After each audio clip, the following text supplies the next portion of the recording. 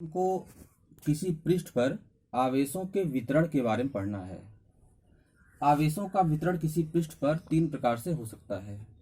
एक है रैखिक आवेश वितरण, दूसरा है पृष्ठ आवेश वितरण, तीसरा है आयतन आवेश वितरण। अर्थात कोई लीनियर अगर वस्तु है, एक समान सीधी छड़ है, उस पर अगर आवेश फैला हुआ है तो उसको हम कहते हैं रैखिक आवेश वितरण। अगर कोई एक समान पृष्ठ है, कोई बुक का पेज है, या कोई आयताकार वस्तु है, वर्गाकार वस्तु है, त्रिभुजाकार वस्तु है, वृत्ताकार वस्तु है, उस पर आवेश फैला है तो हम कहते हैं कि उसको पृष्ठ आवेश वितरण। और अगर कोई आयतन वाली वस्तु है, कोई घन है, घनाभ है, गोला है, बेलन है, शंकु है, जो त्रिविमीय आकृतियां होती हैं, उसके अंदर अगर आवेश फैला हुआ है तो उसको हम आयतन आवेश वितरण कहते हैं। आज हमको पढ़ना है कि रैखिक आवेश वितरण के कारण किसी परीक्षण आवेश पर, परीक्षण आवेश जब भी कहा जाएगा आपको तो आप हमेशा ध्यान देंगे, परीक्षण आवेश एक अति सूक्ष्म आवेश होता है जो आप आसपास के आवेशों के कारण उत्पन्न वैद्युत क्षेत्र से प्रभावित नहीं होता है। इसको हम स्वयं मानते हैं, बाद में टेस्ट के लिए मानते हैं। कोई चीज हमको निकालना होता है तो परीक्षण आवेश की कल्पना करते हैं, बाद में उसको हटा दिया जाता है। तो जब भी कोई टेस्ट चार्ज मानना होगा तो उसको हम Q0 से शो करेंगे। तो कहने का मतलब कि अगर यहाँ पर कोई आवेश रखा हुआ है और वह आवेश एक बिंदु पर नहीं रखा हुआ है बल्कि वो फैला हुआ है किसी पृष्ठ पर। आपको कूलाम का नियम पता है, दो आवेश Q1 और Q2 के बीच कार्य करने वाला जो बल है वह 1/4πε0 Q1 Q2 R² होता है। यहाँ इस बिंदु पर रखा है Q1 आवेश, यहाँ रखा Q2 आवेश, दोनों के बीच बल निकाल लिया हमने। लेकिन अगर यही हमारा जो पहला आवेश है वो एक बिंदु पर न रख करके किसी लीनियर वस्तु पर फैला हो, किसी पृष्ठ पर फैला हो, किसी वॉल्यूम में यानी आयतन में फैला हुआ है, मतलब एक जगह न स्थिर होकर के वितरित हुआ है, तो इस वितरित आवेश के कारण यहाँ पर जो आवेश है इस पर कितना बल कार्य करेगा ये हमको निकालना है। तो सबसे पहले आप जान लीजिए, पहले हम आएंगे रैखिक आवेश वितरण पर। मान लीजिए यह L लंबाई आपकी है, किसी मुड़ी हुई छड़ कोई है, उस पर ये Q आवेश फैला हुआ है। इस आवेश के कारण यहाँ पर बिंदु P पर एक टेस्ट चार्ज रखा हुआ है Q0। इस Q0 और इस पूरे वितरित आवेश के बीच कितना बल कार्य करेगा, उस बल का मान हमको निकालना है। लेकिन यह बल का मान सीधे ऐसे नहीं निकल पाएगा, क्या करना पड़ेगा, इस पूरे वितरित आवेश को हमको छोटे छोटे भागों में बांट करके यह कल्पना करना पड़ेगा कि यहाँ पर एक छोटा सा भाग है जिस पर थोड़ा आवेश फैला हुआ है, यहाँ भी थोड़ा सा भाग है उस पर थोड़ा आवेश फैला हुआ है, और ये पूरा आवेश थोड़े थोड़े भागों में बंट करके Q आवेश के इक्वल हो जाएगा। तो अगर पूरी लंबाई पर Q आवेश फैला है तो छोटा अगर आवेश लेंगे हम तो dQ आवेश हो जाएगा, वह कुछ लंबाई पर, थोड़ी लंबाई पर फैला भी होगा। तो मान लिया हमने कि dQ आवेश क्या है, आवेश की बहुत सूक्ष्म मात्रा है जो कि इस पूरे आवेश जो फैला हुआ है पूरे लाइन पर, पूरे एक समान सीधी छड़ पर, उसके थोड़े से भाग को प्रदर्शित करता है। Q आवेश तो पूरा हो जाएगा, थोड़ा सा भाग लें, कल्पना करेंगे अति सूक्ष्म है तो उसको हम dQ से शो करते हैं। तो dQ आवेश अगर थोड़े से लीनियर ऑब्जेक्ट पर, लीनियर वस्तु पर फैला हुआ है, dQ dl पर फैला हुआ है, तो एकांक लंबाई पर फैले आवेश की मात्रा कितनी हो जाएगी, तो डिवाइड करना पड़ेगा, dQ डिवाइड बाई dl। इसे हम कहेंगे प्रति एकांक लंबाई पर उपस्थित आवेश की मात्रा, और इसी को हम कहते हैं रेखीय आवेश घनत्व। अब आपसे पूछा जाए कि रेखीय आवेश घनत्व क्या होता है, तो आप बताएंगे किसी वस्तु की प्रति एकांक लंबाई पर वितरित आवेश की मात्रा को ही रेखीय आवेश घनत्व कहते हैं। इसको लैम्डा से शो करते हैं। ध्यान दीजिएगा, एक आप समझ जाएंगे तो आप बाकी सब समझ जाएंगे। आपसे एक बात और कहनी है कि जब भी यहां पर मैं कुछ लिखूं तो आप रफ लेकर बैठिए और तुरंत उसको उतारते जाइए। जैसे हमने लिखा lambda is equal to D Q upon D L, उसको तुरंत उतारिए। बोर्ड का एक भी अक्षर ऐसा ना हो कि जो आप न उतारें, और जैसे ही मैं पढ़ाकर ख़त्म करूं, आप वीडियो देख के ख़त्म करें, उसको तुरंत रिवाइज कर लीजिए, तभी वो आपके माइंड में स्थिर बना रहेगा। आप बार बार कर सकते हैं तो बहुत अच्छा नियम हो गया कि बार बार आप उसको सुन सकते हैं। कोई चीज़ समझ में नहीं आती है, उसको बार बार रिवाइज करेंगे तो समझ में आ जाएगी आपको, देख लेंगे तो। या कोई दिक्कत होती है तो आप कमेंट करके बताइए, हमको ग्रुप में डालिए। ये कोरोना के चक्कर में आप घर बैठे हुए हैं, तो आप अपनी कमजोरियों को अपनी मजबूती बनाइए और एकदम से हौसला बना करके पढ़िए। क्रमागत रूप से नोट्स बनाइए, क्रमागत रूप से अध्ययन कीजिए, जो भी टेस्ट पेपर आपको दिए जाएं वो सॉल्व कीजिए, सॉल्व करके पोस्ट कीजिए। सब जो है करना आपको है, मटेरियल आपको उपलब्ध कराया जाएगा। तो यहाँ पर आ जाइए जरा, D Q upon D L equal to lambda, ये आपका रेखीय आवेश घनत्व है, और इसका मात्रक पूछा जाए तो आप कहेंगे कूलाम प्रति मीटर। क्या मात्रक होगा इसका? कूलाम प्रति metre. D Q upon D L equal to lambda, coulomb प्रति मीटर जो है इसका मात्रक हो गया। अच्छा, यहीं पर मैं सब बता दूं जरा आपको, फिर आपको आगे बढ़ता हूं। पृष्ठ आवेश वितरण क्या है? मान लीजिए कोई एरिया है ए, उस पूरी एरिया पर क्यू आवेश फैला है। तो अगर पूरी एरिया ए है, उस पर क्यू आवेश फैला है, तो सूक्ष्म एरिया लेंगे, थोड़ी एरिया आप लेंगे, थोड़ा आवेश फैला रहेगा। तो अगर थोड़ी सी एरिया आपने लिया डी ए, सूक्ष्म एरिया है, तो इस पर वितरित आवेश की मात्रा हो जाएगी डी ए पर क्या हो जाएगी? D Q.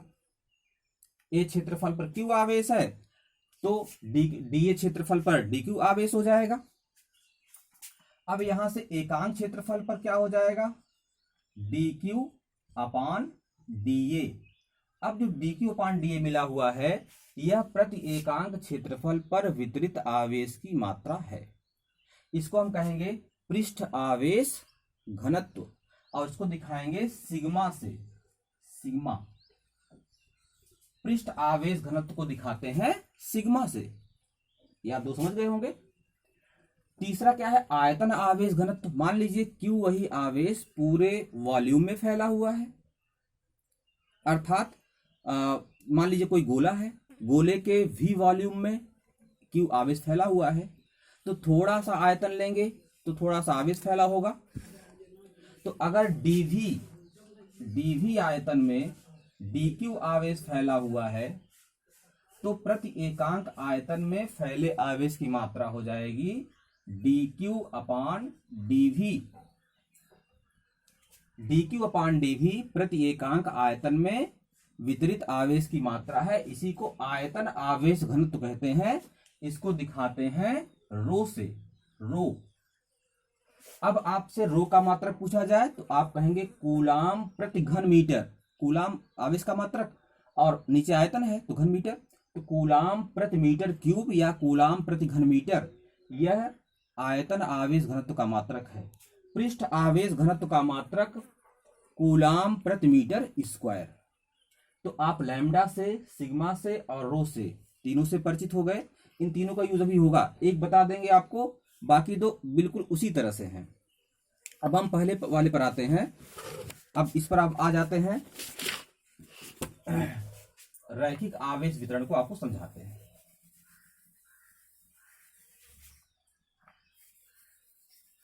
रैखिक आवेश वितरण कैसे फोर्स जो है इसके बीच कार्य करेगा, ये आपको बताना है।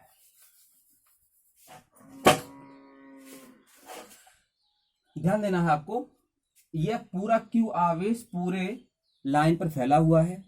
हमने एक छोटा सा बिंदु यहां पर लिया, थोड़ी सी दूरी ली है, बहुत छोटी है, तो डीएल दूरी किया कल्पना हमने, तो इस पर आवेश भी बहुत कम होगा, डी क्यू। फिर हम देखेंगे कि इस डी क्यू आवेश के कारण इस परीक्षण आवेश पर कितना बल कार्य कर रहा है। मतलब जो हम Q1 Q2 करते थे कूलाम के नियम में, उसमें एक तो Q0 आवेश हो जाएगा, दूसरा आवेश ये पूरा नहीं लेंगे, पहले हम थोड़ा सा आवेश लेंगे, क्योंकि थोड़े थोड़े आवेशों से मिल करके ही तो बना हुआ है ये। तो पहले देखेंगे इस सूक्ष्म आवेश dq के बीच और Q0 के बीच क्या बल कार्य कर रहा है। जब वह बल हमको प्राप्त हो जाएगा तो पूरा हम कर देंगे इंटीग्रेशन, तो संपूर्ण बल प्राप्त हो जाएगा। आप इंटीग्रेशन का प्रयोग यही तो करते हैं। पहले इस सूक्ष्म आवेश और Q0 के बीच कार्य करने वाला बल हम निकाल लेंगे। कैसे निकालेंगे? कूलाम के नियम से। ध्यान दीजिए, बल हो जाएगा, अच्छा बल क्या होगा? DF, क्योंकि हमने पूरा आवेश तो लिया नहीं है, तो पूरा बल भी अभी नहीं निकल रहा है। थोड़ा सा आवेश लिया है, थोड़ा सा बल भी निकल रहा है। तो सूक्ष्म आवेश यहाँ पर DQ लिया है और ये आवेश Q0 लिया है। अब यहाँ पर कूलाम का नियम F = 1/4 pi epsilon 0 Q1 Q2/r² होता है। तो यहाँ पर DF = वेक्टर रूप में लिख रहे हैं, बल एक सदिश राशि है, 1/4 पाई एप्सिलॉन 0 इंटू Q1 की जगह हो जाएगा Q0, एक आवेश Q0 है। Q2 की जगह दूसरा आवेश पूरा भी नहीं ले रहे हैं, कितना ले रहे हैं? DQ, यहां हो जाएगा DQ अपान डिस्टेंस क्या है? वेक्टर रूप में लिख रहे हैं। यहां से यहां की डिस्टेंस को वेक्टर रूप में वेक्टर R21 दिखाया जाएगा।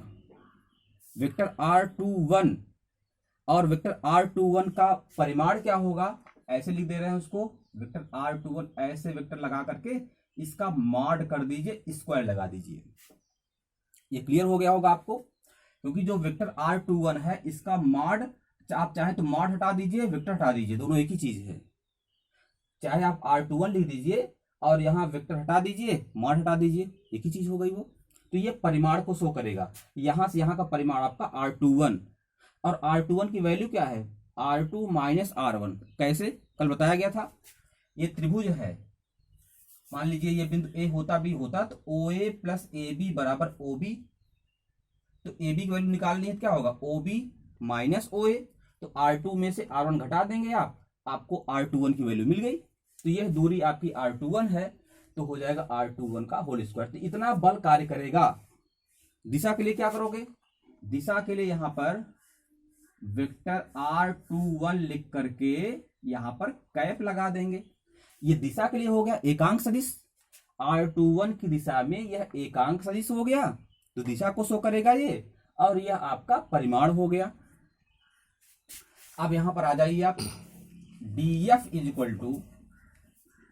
1/4 pi epsilon 0 into Q0।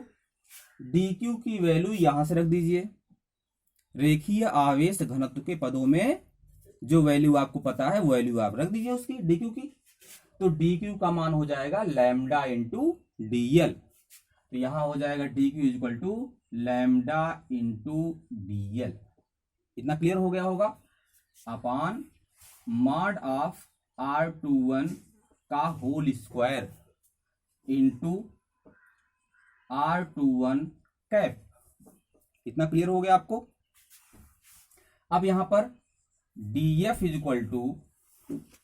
1/4 pi epsilon 0 into, अब यहां पे Q0 रख दीजिए, यहां पे लैम्डा यहां रख दीजिए। R21 कैप का मान आप जानते होंगे, एकांक